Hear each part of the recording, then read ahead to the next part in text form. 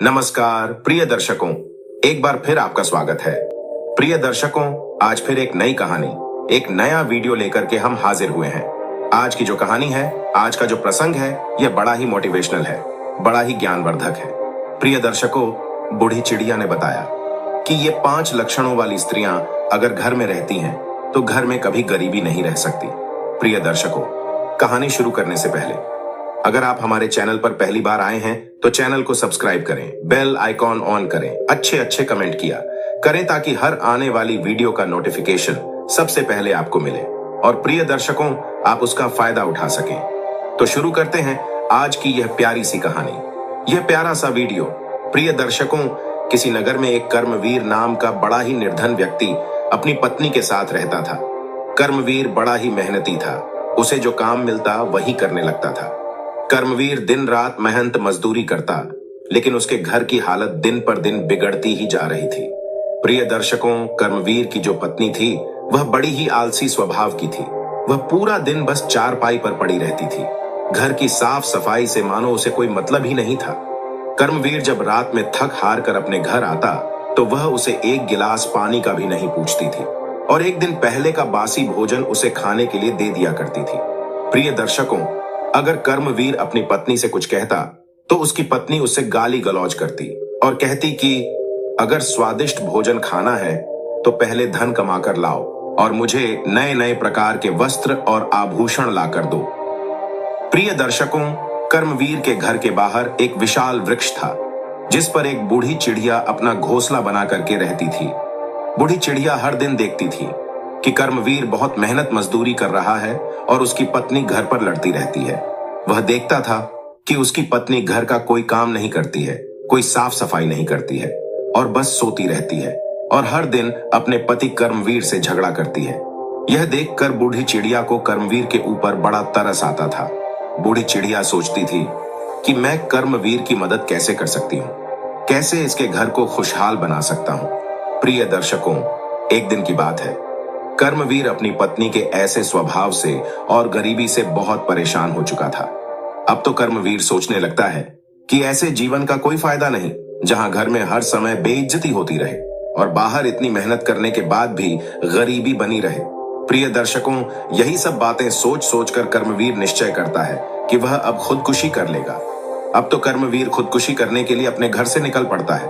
प्रिय दर्शकों, तभी क्या होता है कि वृक्ष पर रहने वाली वह बूढ़ी चिड़िया कहती है कि हे कर्मवीर, कहां जा रहे हो? मैं जानती हूं कि तुम अपनी जिंदगी से परेशान हो चुके हो, तुम्हारे घर से गरीबी दूर नहीं हो रही है और तुम्हारी पत्नी भी तुम्हारी बहुत बेइज्जती करती है। मैं यह जानती हूं कि इतनी मेहनत मजदूरी करने के बाद भी तुम्हारे घर में गरीबी क्यों है, क्यों तुम्हारे घर में हर रोज लड़ाई झगड़ा होता है। और मैं आज तुम्हें इसका समाधान बताती हूँ। आज मैं तुम्हें एक कहानी सुनाती हूँ। अगर तुम मेरी इस कहानी को समझ गए तो तुम कभी गरीब नहीं रहोगे और तुम्हारी पत्नी भी कभी तुम्हारी बेइज्जती नहीं करेगी। प्रिय दर्शकों, अब बूढ़ी चिड़िया अपनी कहानी प्रारंभ करती है। बूढ़ी चिड़िया कहती है कि कर्मवीर, बहुत समय पहले की बात है। किसी गांव में एक पति पत्नी रहा करते थे। उनके 2 बच्चे थे, एक लड़का था और एक लड़की थी। भगवान की कृपा से उनके घर में किसी बात की कमी नहीं थी, सारे सुख उनके घर में मौजूद थे। एक दिन की बात है कि पति पत्नी में किसी चीज को लेकर के झगड़ा शुरू हो गया और झगड़ा इतना बढ़ता हुआ चला गया।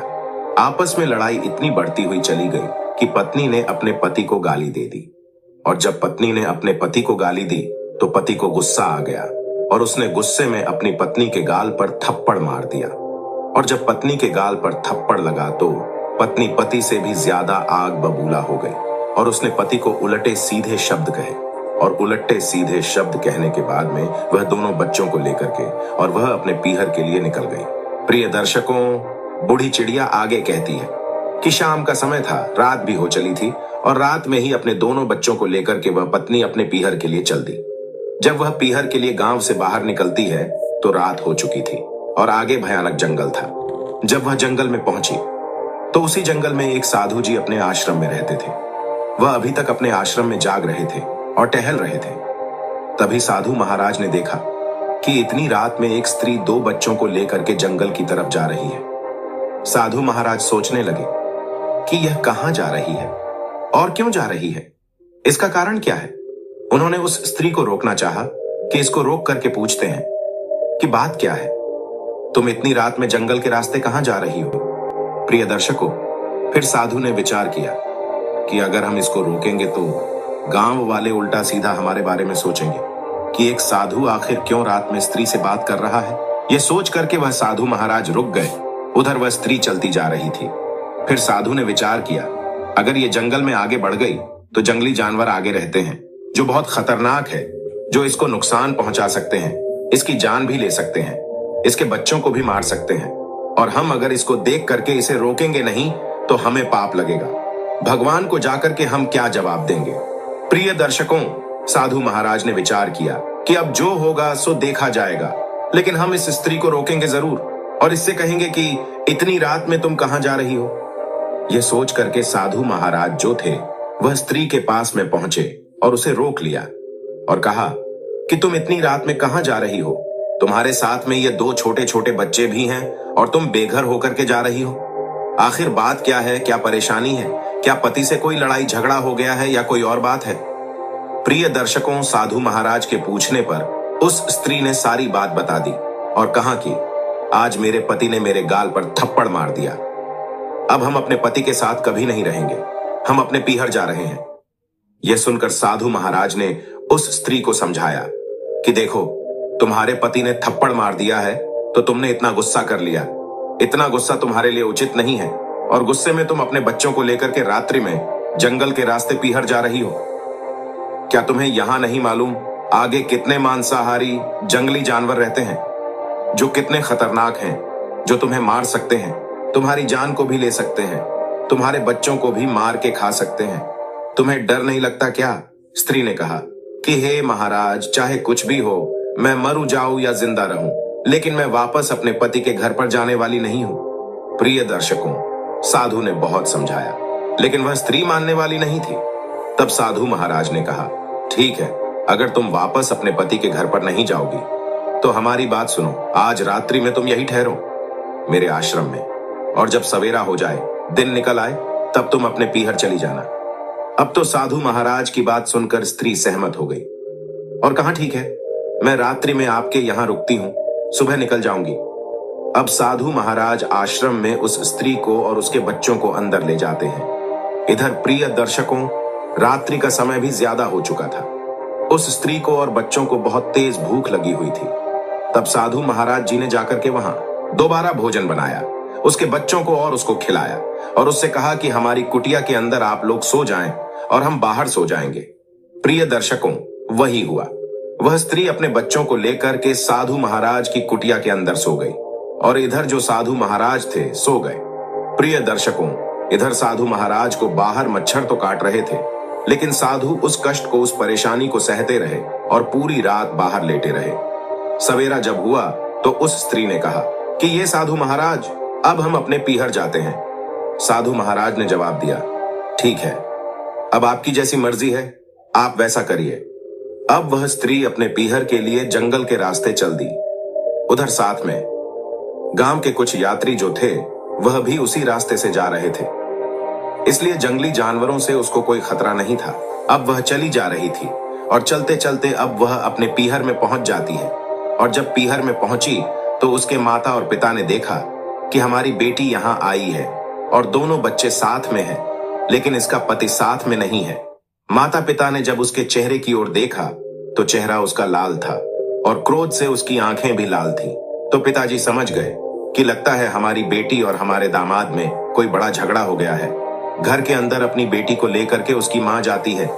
अंदर जाकर पिता ने पूछा कि बेटी, बात क्या है, तुम्हारा पति तुम्हें छोड़ने के लिए यहाँ क्यों नहीं आया? क्या तुम लोगों में आपस में कोई झगड़ा हो गया है? क्या बात है, हमें सच सच बताओ। तो प्रिय दर्शकों, वह बेटी अपने पिता से कहती है कि पिताजी, हम लोगों में झगड़ा हुआ था और हमारे पति ने हमें थप्पड़ मार दिया। अब मैं उस पति के साथ में कभी नहीं रहूंगी, मैं तो आपके ही यहां रहूंगी। अब पिता ने कहा कि बेटी, यह बात तो हम समझते हैं कि आपके गाल पर थप्पड़ मारकर आपके पति ने बहुत गलत किया है, लेकिन ताली एक हाथ से नहीं बजती है, ताली दोनों हाथ से बजती है। आपने भी कुछ कहा होगा, ऐसा तो नहीं है कि बिना कुछ कहे ही हमारे दामाद ने तुम्हारे गाल पर थप्पड़ मार दिया होगा। सच सच बताओ, बात क्या है? लेकिन दर्शकों, वह स्त्री जो थी उसने अपनी गाली देने वाली बात नहीं बताई और खुद की गलती को छुपा लिया और कहा कि नहीं पिताजी, मेरा कोई दोष नहीं है, मेरी कोई गलती नहीं है। बिना कुछ कहे ही, थोड़ी सी नाराजगी पर ही हमारे पति ने हमारे गाल पर थप्पड़ मार दिया। अब मैं मर तो सकती हूं, लेकिन दोबारा लौट करके अपने ससुराल नहीं जाऊंगी। या तो आपके यहां रहूंगी या मैं अपनी आत्महत्या कर लूंगी। पिता ने जब यह सुना कि हमारी बेटी आत्महत्या की बात कर रही है तो वह पिता घबरा गया। उसने सोचा कि अभी अगर इससे ज्यादा पूछते हैं, तर्क वितर्क करते हैं तो यह कुछ भी कर सकती है। अभी ये इतना चल के आई है, इससे आराम करने देते हैं। अब वह स्त्री आराम करती है, रात में रुकती है। अब अगला दिन जब होता है तब उसका पिता फिर पूछता है, लेकिन अपनी गलती को वह बेटी छिपा लेती है और सारा दोष, सारी गलती अपने पति पर ही डाल देती है।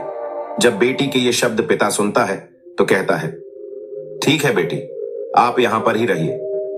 प्रिय दर्शकों, अब वह स्त्री अपने पीहर में पिता के घर पर ही रहने लगती है। प्रिय दर्शकों, अब क्या होता है? उधर जो उसके ससुराल वाले थे, जो उसके पति के माता पिता थे, उस स्त्री के जो सास ससुर थे, वह सुबह को जब देखते हैं हमारी बहू घर पर नहीं है तो वह अपने बेटे को बुलाते हैं और बेटा से पूछते हैं कि बेटा, हमारी बहू कहां है, कहां गई है? सुबह से हम उसको देख रहे हैं लेकिन वो कहीं दिखाई नहीं दे रही है। प्रिय दर्शकों, तब बेटा कहता है कि पिताजी, मेरा उससे झगड़ा हो गया था और वो रात में बच्चों को लेकर के अपने पीहर चली गई है। पिता ने पूछा, बेटा झगड़ा क्यों हुआ था? तब बेटा ने जवाब दिया, पिताजी, छोटी सी बात को लेकर के बात बढ़ती चली गई। पिताजी कहते हैं, तो फिर तुम्हारी पत्नी तुम्हें छोड़ करके क्यों चली गई? लगता है तुमने अपनी पत्नी के साथ कोई गलत सलूक किया है। हमें सच बताऊं कि तुमने अपनी पत्नी के साथ क्या सलूक किया है। तब दर्शकों, वह बेटा कहता है कि हमने अपनी स्त्री के गाल पर थप्पड़ मार दिया। इसी बात को लेकर के नाराज होकर हमारी स्त्री अपने पीहर चली गई है। तब पिता ने पूछा, बेटा, लेकिन तुमने थप्पड़ क्यों मारा था, बात क्या थी? तब उस बेटा ने बताया कि पिताजी, हमारे स्त्री ने हमें गालियां दी, इसलिए हमें गुस्सा आ गया और हमने उसे थप्पड़ मार दिया। पिता ने समझाया, बेटा, यह तुमने गलत किया है। तुम नहीं जानते हो, स्त्री घर की लक्ष्मी होती है और जिस घर की स्त्री घर छोड़कर चली जाती है वह घर श्मशान के समान हो जाता है।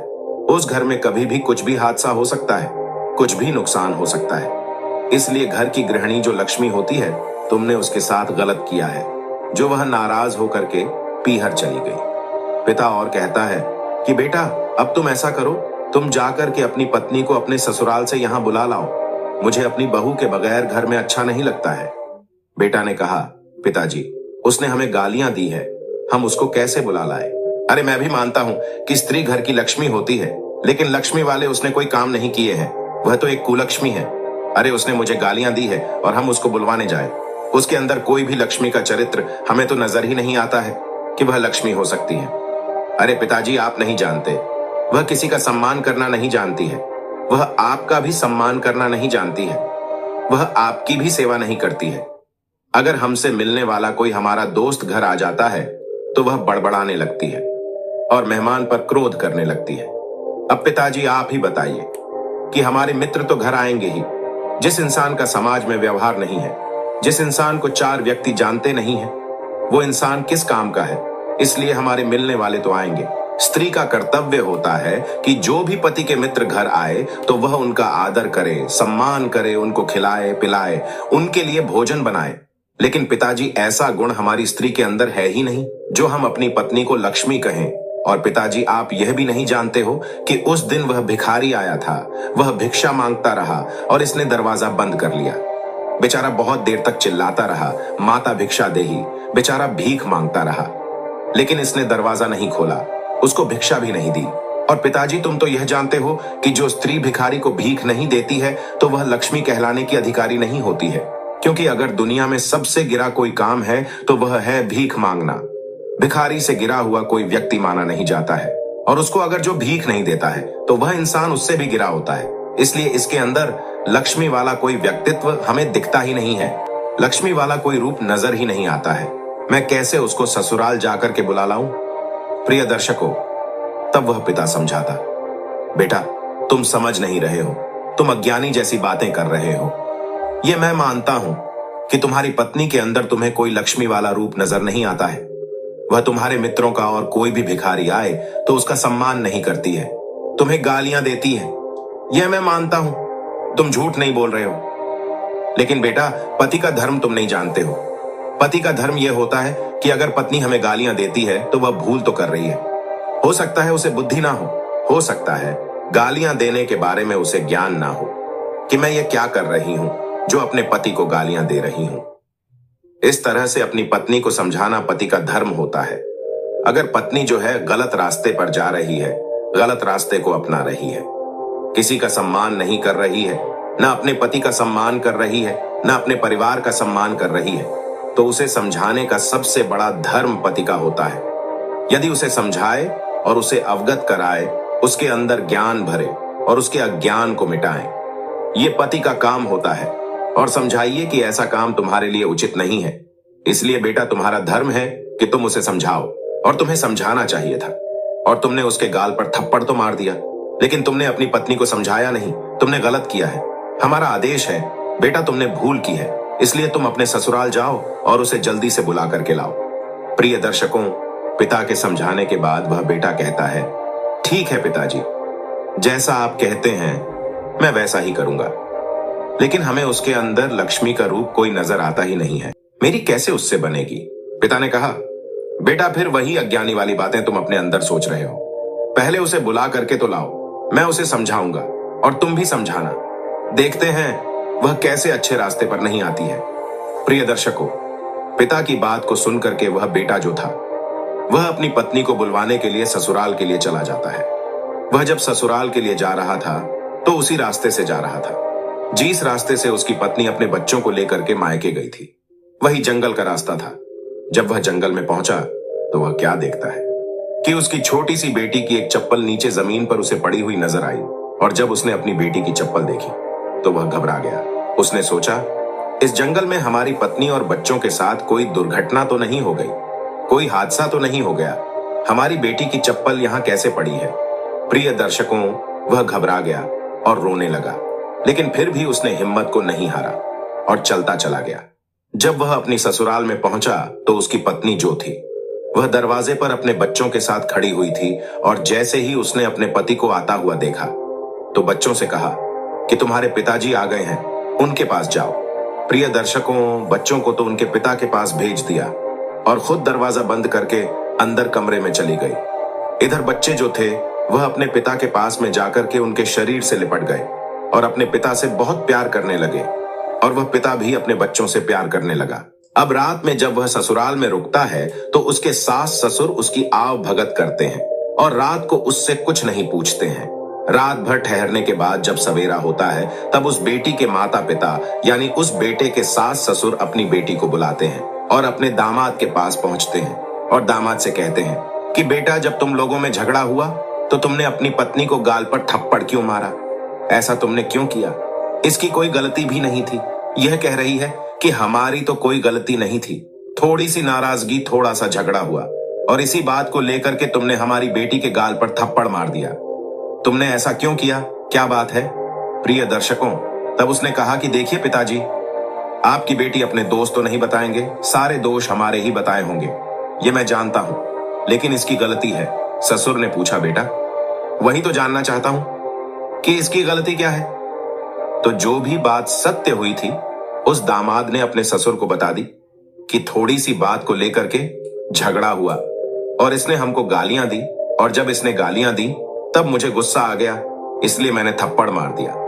और पिताजी आप ही बताइए कि कहते हैं घर की लक्ष्मी होती है, और जब लक्ष्मी पति का सम्मान नहीं करेगी और गालियां देगी तो इससे गलत बात इसके लिए और क्या हो सकती है, इसलिए मैंने इसको थप्पड़ मार दिया।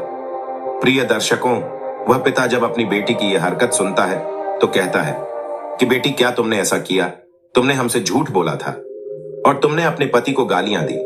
अब दर्शकों, वह बेटी चुपचाप खड़ी रही। तब पिता को गुस्सा आ गया और उसने कहा कि तुम हमारी बेटी तो हो, लेकिन अब तुम किसी की स्त्री भी बन चुकी हो, और स्त्री के बाद अब तुम एक मां भी बन चुकी हो। तुम्हारे 2 बच्चे हैं, ना तो तुमने अपने पत्नी का धर्म निभाया और ना ही तुम सही तरीके से अपने मां का धर्म निभा रही हो। तुम ऐसे बच्चों को लेकर के यहाँ चली आई।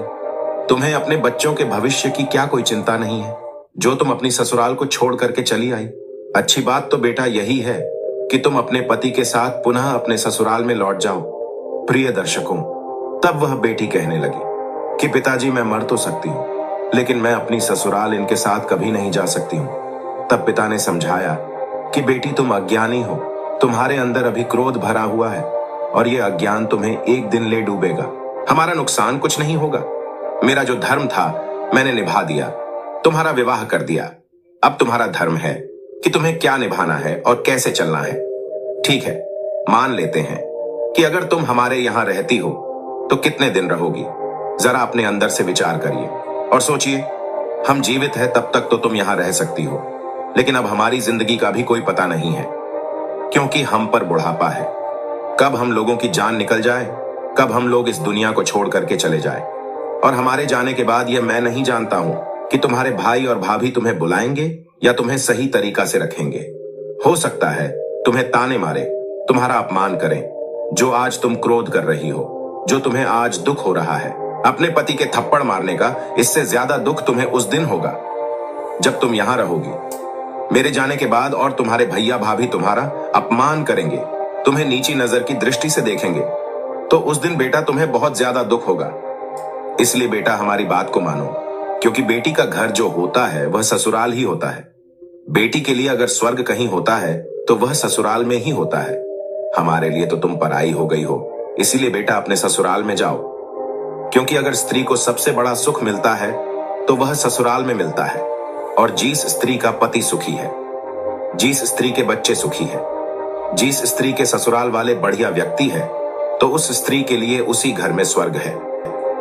प्रिय दर्शकों, इस तरह से उस पिता ने अपनी बेटी को समझाया और कहा कि बेटा, पति पत्नी में थोड़ा बहुत तो लड़ाई झगड़ा चलता ही रहता है, लेकिन इस तरह से तुम्हें क्रोध नहीं करना चाहिए और इस तरह से पति को गाली भी नहीं देना चाहिए, जिसकी वजह से पति मजबूर होकर के तुम्हें मारे या तुम्हारा अपमान करे। इसलिए पहले स्वयं सुधरो, उसके बाद दूसरे को सुधारने की बात करिए। इसलिए बेटा हमारी ये बात गांठ में बांध लो, अगर तुम्हें जीवन में सुखी रहना है तो अपने सास ससुर की सेवा करना, अपने पति की सेवा करना, अपने बच्चों को सही तरह से पालना, यही तुम्हें सुख देगा। प्रिय दर्शकों, पिता के ऐसे समझाने पर बेटी जो थी वह रोने लगती है और अपनी गलती की क्षमा अपने पिता से मांगने लगती है। तो पिता कहता है कि बेटा हमसे क्षमा मांगने से पहले अपने पति से क्षमा मांगो। प्रिय दर्शकों, अब वह स्त्री अपने पति से क्षमा मांगती है और कहती है कि पिताजी हमारे अंदर अज्ञान था, मैं तो यही जानती थी कि पिता के यहाँ सारी जिंदगी रह सकती हूँ, अपनी जिंदगी गुजार सकती हूँ, लेकिन आज हमें यह मालूम हुआ कि बेटी जो है वो पराया धन है। बेटी को सारा सुख अगर मिलता है तो ससुराल में मिलता है, पिता के यहाँ नहीं मिलता है। पिता के यहाँ तो जब तक मिलता है जब तक वो कुंवारी रहती है। शादी होने के बाद अगर सुख मिलता है तो ससुराल में मिलता है, और पिता का घर तो एक रिश्तेदारी की तरह हो जाता है। बेटी कहती है, पिताजी क्षमा चाहते हैं, अब हम दोबारा शिकायत का मौका आपको नहीं देंगे। प्रिय दर्शकों, उसके माता पिता खुश हो जाते हैं और हंसी खुशी के साथ एक थैले में वो दान दहेज बांध देते हैं और अपने दामाद बेटी को वहां से विदा कर देते हैं। वो थैला जिसमें दान दहेज था उसको लेकर के और अपनी पत्नी और बच्चों को लेकर के वह पति अपने घर के लिए चल देता है। वह सब उसी जंगल के रास्ते से आ रहे थे जिस रास्ते से वह उसकी स्त्री अपने पीहर में गई थी। प्रिय दर्शकों, आगे चल करके पति पूछता है कि हमें अपनी बेटी की यहाँ चप्पल मिली थी तो मैं घबरा गया था, तुम जाते समय रात में कहाँ रही थी, कैसे गई थी? तो प्रिय दर्शकों, पत्नी कहती है कि हे स्वामी, मैं इस तरह से रात में आ रही थी तो एक साधु ने मुझे रोक लिया और जब सवेरा हुआ तब मैं वहां से निकली थी। जाते समय साधु महाराज ने कहा था कि बेटा, जब कभी भी तुम जिंदगी में लौट करके अपनी ससुराल में आओ तो हमसे मिल करके जाना। तब पति कहने लगा, ठीक है, चलो उन महात्मा से मिलकर के ही चलते हैं, क्योंकि वो आश्रम रास्ते में ही पड़ता है। अब तो अपनी पत्नी और बच्चों के साथ वह पति महात्मा जी के आश्रम पर पहुंच गया। वहां क्या देखा कि महात्मा जी स्नान कर रहे थे, तो महात्मा जी ने उस स्त्री को देखा जो रात में वहां ठहरी हुई थी। तब साधु महाराज ने कहा, ठीक है, थोड़ी देर वहां बैठ करके विश्राम करो, मैं स्नान और पूजा करने के बाद तुमसे अभी मिलने के लिए आता हूं। प्रिय दर्शकों, महात्मा जी स्नान करते हैं, पूजा पाठ करते हैं, उसके बाद में उनके पास पहुंचते हैं और उनको देख कर के बड़ा खुश होते हैं। फिर कहते हैं कि बेटी, उस दिन मैंने समझाया था लेकिन तुमने हमारी बात को नहीं माना। स्त्री के लिए कहीं सुख अगर है तो वह ससुराल में है, और आज तुम लौट करके आ ही गई हो। अब वह स्त्री महात्मा जी से क्षमा मांगती है और कहती है कि हे महाराज, हमसे गलती हो गई थी और क्रोध में आकर के मैं अपने पीहर चली गई थी, लेकिन हमें आज मालूम हुआ आप सत्य कह रहे हो कि स्त्री का सुख उसका पति और उसका ससुराल है। तब महात्मा जी समझाते हैं और कहते हैं कि बेटी, मैं तुम्हें 5 बातें बताता हूं, और ये 5 बातें तुम अपने जीवन में याद रखना।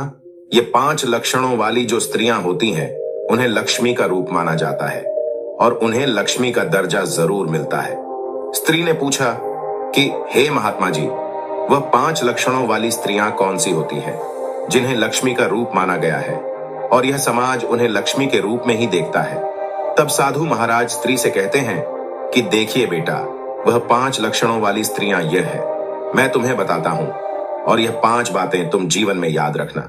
प्रिय दर्शकों, साधु जी कहते हैं कि पहले लक्षण वाली स्त्री वो होती है जो सुबह उठ करके स्नान करती है, पूजा पाठ करती है, और पूजा पाठ करने के बाद में फिर अपना घर का काम काज करती है और अपने बच्चों को देखती है और उनको सही तरीका से साफ सफाई से रखती है और फिर उनको स्कूल भेजती है। ये होती है पहले लक्षण वाली स्त्री। कहते हैं कि जो स्त्री उठ करके स्नान ध्यान करती है, पूजा करती है और घर में साफ सफाई रखती है, तो उस घर में लक्ष्मी का वास होता है। लक्ष्मी उस स्त्री से प्रसन्न रहती है और उस घर में कभी गरीबी नहीं आती। पहले लक्षण वाली तो स्त्री ये होती है।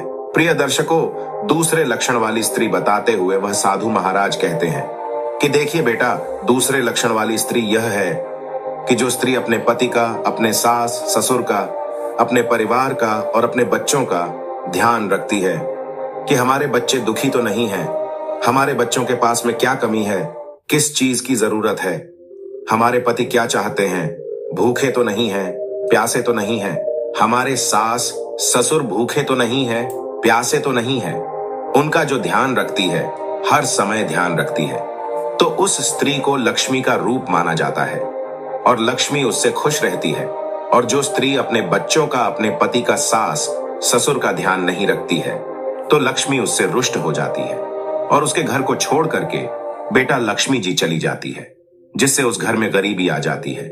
इसलिए हर स्त्री को अपने पति का, अपने सास ससुर का और बच्चों का सही तरीके से ध्यान रखना चाहिए। यही स्त्री का कर्तव्य होता है और यही स्त्री का धर्म होता है। और बेटा, तीसरा लक्षण स्त्री के अंदर यह होना चाहिए कि अपने पति को कभी गाली ना देना। जो स्त्री अपने पति को कभी गाली नहीं देती है, उसका सम्मान करती है और परिवार वालों को, सास ससुर को भी गाली नहीं देती है, उनका सम्मान करती है, अच्छे शब्दों से उनकी इज्जत करती है, मीठा बोलती है, तो वह श्री लक्ष्मी का रूप मानी जाती है।